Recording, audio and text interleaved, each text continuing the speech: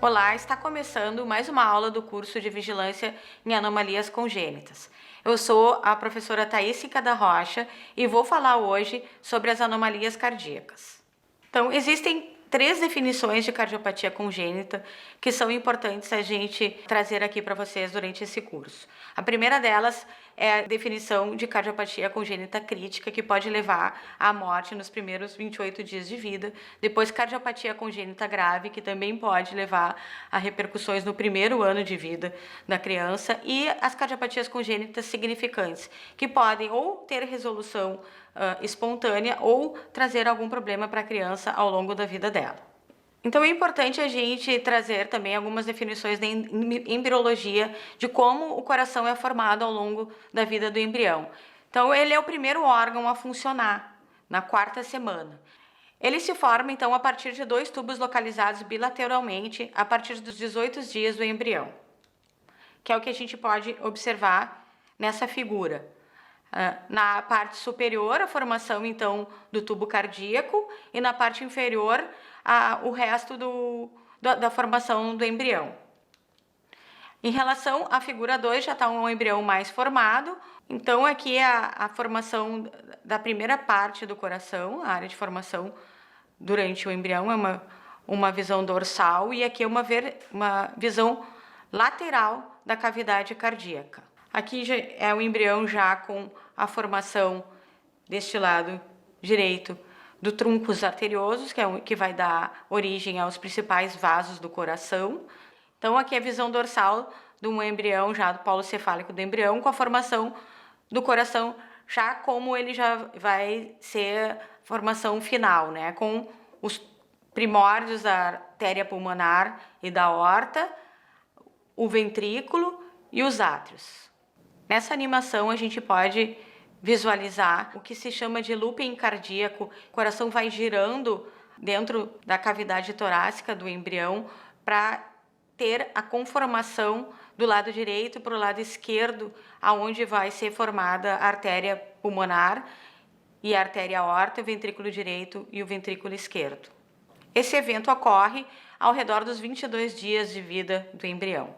Nessa figura, o embrião já tem 5 semanas e a gente já pode perceber, então, a formação do que vai ser o átrio do coração normal dessa criança, o ventrículo, o septo, que são originados pelos Cushings endocardíacos, e a saída dos ventrículos, aonde vão sair a artéria aorta e a artéria pulmonar. Nessa outra figura aqui, ao redor das 6 semanas, já conseguimos perceber a divisão entre o átrio direito e o átrio esquerdo, ventrículo direito e ventrículo esquerdo, a formação, então, das válvulas cardíacas, que ocorre ao redor da 6ª semana de vida do embrião. Nessa animação, a gente pode perceber que, então, já tem o átrio direito, o átrio esquerdo sendo bem formado, e o que a gente percebe é que troncos arteriosos, que eu já tinha falado nos slides anteriores, já está sendo bem direcionado, então, os grandes vasos que vão sair da direita do coração e levar para o pulmão, e da esquerda do coração levar para o resto do corpo.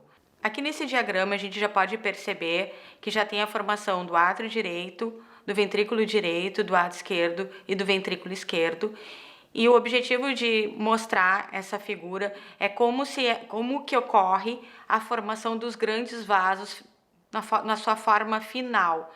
A saída da pulmonar para levar sangue para ser oxigenado no pulmão, voltar pelo átrio esquerdo, passar pelo ventrículo esquerdo e sair pela artéria aorta para levar sangue oxigenado para todo o resto do corpo. Então, aqui está sendo formada a artéria pulmonar, e aqui a aorta que leva o sangue, então, para o resto do corpo oxigenado para a conformação final. Todos esses movimentos fetais já se sabe em nível molecular quais são as proteínas que determinam esses movimentos. Em relação à classificação das cardiopatias congênitas, a gente propõe uma classificação de 3 formas. Primeiro, pensar que o coração tem 4 câmaras, que podem estar ausentes ou hipoplásicas. Segundo, o coração tem 2 grandes vasos, que podem estar ausentes e hipoplásicos também. E também pode ocorrer a troca, a inversão desses vasos em relação à saída deles ou do ventrículo direito ou do ventrículo esquerdo. E também pode ocorrer comunicação entre as câmaras do coração. Em relação ao primeiro exemplo que eu citei, que é quando os ventrículos estão hipoplásicos, aqui nós temos um exemplo da hipoplasia do ventrículo direito. Uma criança que nasce com atresia da válvula tricúspide que determina que esse ventrículo direito não se desenvolve. E esse tipo de situação é relacionado a vários CIDs, né? Que o exemplo aqui de CID relacionado, é importante para a gente saber para o registro, nesse caso seria o CID-Q 22.4, por exemplo. Se a câmara esquerda é que é hipoplásica, como no exemplo do lado direito, onde existe hipoplasia total do ventrículo esquerdo, isso se relaciona a uma síndrome chamada síndrome do coração esquerdo hipoplásico. Essa síndrome pode ter várias nuances, ou só uma hipoplasia da aorta, ou só uma hipoplasia da válvula mitral, e também está relacionada a esses 3 exemplos de CID, que 23, por exemplo, quando tem uma estenose congênita só da válvula aórtica, ou, como eu citei anteriormente, síndrome do coração esquerdo hipoplásico relacionado ao CID-Q 23.4. A diminuição do calibre dos grandes vasos, ou diminuição do calibre da aorta, como uma coartação da aorta, que é diagnóstico neonatal, né? Importante o diagnóstico neonatal, como a hipoplasia do grande vaso pulmonar ou atresia pulmonar. Aqui é importante citar também, que é muito prevalente, a tetralogia de Fallot. É uma estenose da saída do ventrículo direito e estenose da grande artéria pulmonar relacionado ao CID 21.3, por exemplo. Um terceiro exemplo, então, onde ocorre a troca dos grandes vasos, onde sai do ventrículo direito, que era para sair a artéria pulmonar, sai a artéria aorta, e do ventrículo esquerdo, da onde era para sair a artéria aorta, sai a artéria pulmonar. É uma patologia transposição dos grandes vasos, que é importante diagnóstico no período neonatal relacionado ao CID-Q 25.8. O quarto exemplo, então, quando existe uma malformação que leva à comunicação entre os ventrículos e entre os átrios, entre as câmaras do coração. Aqui é um exemplo de comunicação interventricular, onde tem a comunicação interventricular muscular, que são esses orifícios aqui, que pode se ver no ventrículo direito, onde tem uma comunicação da câmara esquerda com a câmara direita. Tem vários tipos de tamanhos de defeito, são relacionados ao CID-Q 21.0, por exemplo. Aqui a comunicação entre os átrios, comunicação do lado esquerdo do coração com o lado direito. E aqui a comunicação tanto dos átrios, que é a parte superior, o que chega o sangue dentro do coração, como comunicação entre os ventrículos, que é onde sai o sangue de dentro do coração. Em relação à frequência mundial e à frequência no país, a frequência no país ainda vai ser melhor determinada por estudos do nosso grupo. Existe uma estatística mundial que diz que dentre 1.000 nascidos vivos, 6 a 12 crianças vão nascer com problema de coração. Essa incidência ainda é mais elevada quando se trata da vida fetal. 50% dessas crianças vão ter repercussão hemodinâmica precoce na vida delas. Ainda assim, essas crianças têm relação com gravidade, o fato delas, além de terem as malformações cardíacas, também terem malformações maiores, que a gente diz, extracardíacas, e isso também leva a um aumento de morbimortalidade, tanto pré-natal, pré-operatória, como pós-operatória. O tratamento, então, das cardiopatias congênitas, ele é considerado uma das questões de maior custo hospitalar por doenças congênitas nos países de primeiro mundo. Agora nós vamos, então, tratar sobre quais são os fatores de risco para que uma criança tenha, então, cardiopatia congênita. É importante que a gente faça o diagnóstico pré-natal dessa situação, porque a grande maioria dessas situações são corrigíveis ainda no período neonatal, como no primeiro ano de vida, como ao longo da vida da criança. E quanto antes a gente fizer o diagnóstico, se fizer o diagnóstico pré-natal, aumenta muito a chance dessa criança sobreviver com uma ótima qualidade de vida. Então, o que é recomendado, né, que a gente tem assim disponível no nosso meio, que seja feita uma ecografia morfológica, né? E que as pessoas tenham acesso à ecografia fetal. Quando que é melhor que essa ecografia, em termos prognósticos, seja realizada, né? Ela já pode ser realizada, como eu falei lá no início da aula da embriologia, já pode ter o coração totalmente formado a partir das 14 semanas de vida gestacional e a gente pode realizar, então, um eco cardiofetal pela via transvaginal.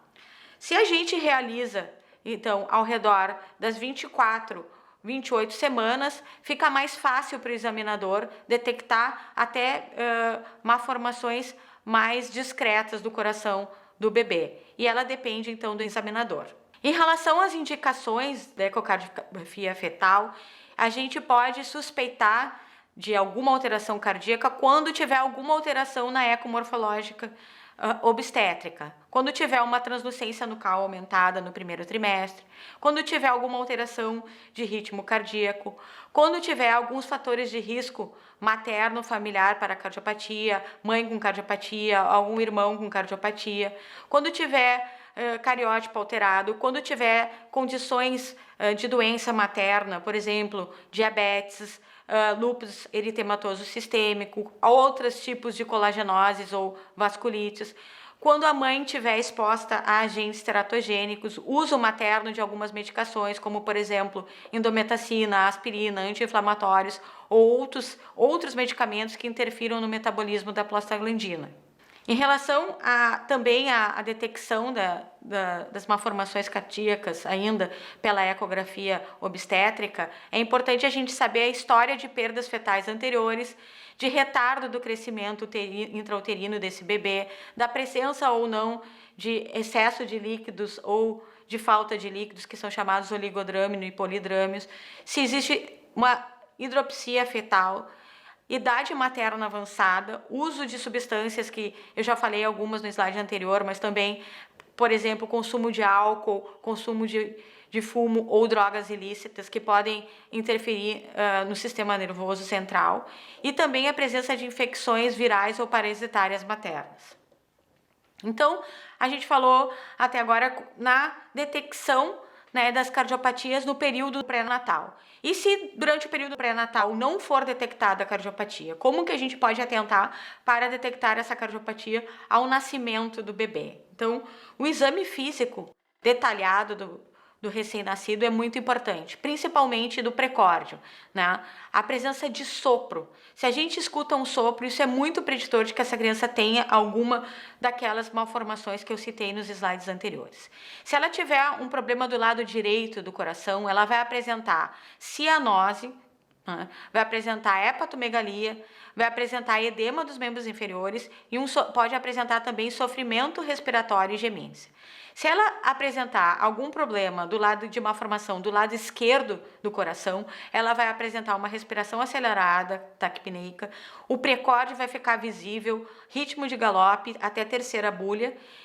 É muito importante a gente ver a presença de pulsos, a diferença entre os pulsos superiores, dos membros superiores e dos membros inferiores, e também uma diferença de pressão. A pressão, por exemplo, pode ser pior nos membros inferiores e tem o que a gente chama de gradiente de pressão, que também vai ser importante porque eu vou falar em seguinte sobre o teste do coraçãozinho. E até mesmo a criança pode apresentar um colapso cardiovascular que a gente chama de choque. Então, há muitos anos obrigatório, existe uma portaria no Brasil que todos os hospitais tenham acesso ao teste do coraçãozinho. Qual é a importância do teste do coraçãozinho? Ele é importante para detectar aquelas malformações críticas que eu falei no início da aula, né? Que são aquelas que podem levar à morte do recém-nascido nos primeiros 28 dias de vida. Porque essa criança nasce com uma cardiopatia que precisa de um fluxo dependente do canal, que é uma estrutura que mantém esse fluxo, no caso, do lado esquerdo para manter a perfusão da aorta, né, no caso de uma coartação da aorta, no caso de uma hipoplasia do ventrículo esquerdo. E esse canal também é importante para manter malformações que levam à diminuição de fluxo do pulmão. Então, a atresia da artéria pulmonar, por exemplo, e aquela transposição dos grandes vasos que eu citei. Quem tem que realizar o teste do coraçãozinho? todos os recém-nascidos com idade gestacional maior do que 34 semanas de vida, antes da alta ou da unidade neonatal ou do alojamento conjunto. A forma de aferição, né? A gente coloca, então, nos membros inferiores e nos membros superiores, um saturômetro, um oxímetro, que vai determinar o quanto que está a oxigenação dos membros inferiores em relação à oxigenação nos membros inferiores.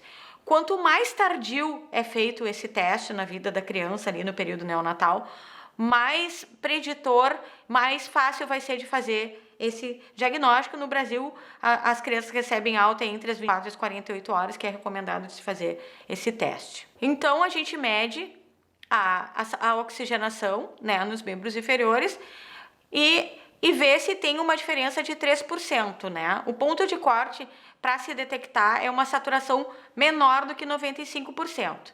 Se, por exemplo, tá 94 no membro superior e 91 no membro inferior, a gente tem que realizar, tem uma diferença de 3, pelo menos, né, entre o membro superior e o membro inferior, a gente tem que realizar esse teste em 1 hora. Se essa diferença persiste em 1 hora, é obrigatório que se realize uma ecografia nesse bebê, uma ecocardiografia, porque existe uma grande chance desse bebê ter uma malformação cardíaca crítica. Se em 1 hora essa diferença entre a saturação do membro superior e a saturação do membro inferior não é mais detectável, não é maior do que 3%, esse bebê pode ser liberado no segmento neonatal de rotina. Ou se no primeiro teste, quando a gente faz a aferição, não existe diferença de 3% entre a oxigenação que é aferida no membro superior com a que é aferida no membro inferior. É muito importante a realização desse teste. Então, isso são para crianças que estão internadas tanto na unidade de terapia intensiva neonatal quanto no alojamento conjunto. Quando elas têm por alguma condição ou outra internação na unidade de terapia intensiva neonatal, a gente também tem que manter a realização desse teste, tá? O teste do coraçãozinho, e também tem como atentar para outras situações que são preditoras da existência de uma cardiopatia congênita neonatal. Por exemplo, quem tem síndrome de Down, síndrome de George ou diagnóstico de Turner, quem tem aquelas outras malformações cardíacas que eu citei em slides anteriores, ou quem tem um colapso inexplicado, ou quem tem cianose inexplicada, ou quem tem um raio-x alterado, ou com ausência de fluxo pulmonar no raio-x, ou com cardiomegalia, ou com quem tem eletrocardiograma alterado com uma predominância de alguma das câmaras. Quem tem um teste de hiperóxia, o que é o teste de hiperóxia? Tu coloca o paciente com oxigênio a 100% e a saturação dele não melhora. Isso pode sim ser por uma condição pulmonar, é o mais comum que seja por uma condição pulmonar, mas também pode ser por uma condição, por uma cardiopatia congênita, onde haja a mistura do sangue arterial e venoso, quando eu falei lá da mistura do coração direito com o coração esquerdo. Então, é necessário que a gente tenha a realização de uma ecocardiograma. Por fim, o que nós gostaríamos de deixar registrado é que a grande maioria dessas crianças vão ter uma vida normal e uma ótima qualidade de vida com apenas uma cirurgia realizada. Lembrem-se, registrar também é prevenir.